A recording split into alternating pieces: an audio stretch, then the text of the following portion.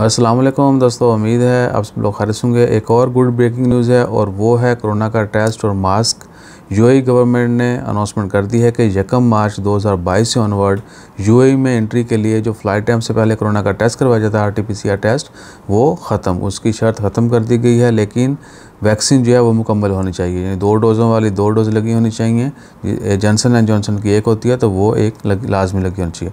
Fully vaccinate जो लोग हैं उनके लिए फ़्लाइट से पहले कोरोना का टेस्ट जब वो ख़त्म कर दिया गया, जबकि लास्ट वीक जो एयरपोर्ट के ऊपर 5-6 घंटे पहले रैपिड एंटीजन टेस्ट होता था वो भी ख़त्म कर दिया गया था।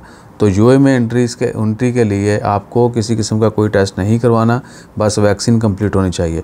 और इसी से रिलेटेड कोविड के हवाले से दूसरी खबर जो यूएई की वो ये है कि आउटसाइड ओपन प्लेसेस पर, पब्लिक प्लेसेस पर आपको मास्क पहनने की कोई ज़रूरत नहीं है। That rule also ended. Optional है, अगर आप फैशन के लिए या अपनी एक्स्ट्रा सेफ्टी के लिए पहनना चाहें तो मास्क पहन सकते हैं। बाकी जो है सिर्फ इनडोर वो लाजमी होगा। आउटडोर जितनी भी प्लेसेस हैं, आप घूम फिर रहे हैं, कोई तकरीब है, कहीं भी ओपन यानी एरियाज़ में मास्क की पाबंदी ख़त्म। सिर्फ indoor activities, mall, shops, office के अंदर जो है आपने मास्क जो है वो पहनना है, बाकी कहीं नहीं पहनना। एक बार फिर रिपीट कर दें, 1 मार्च 2022 से यूएई में ओपन एरिया पर घूमने फिरने के लिए मास्क की पाबंदी ख़त्म कर दी गई है।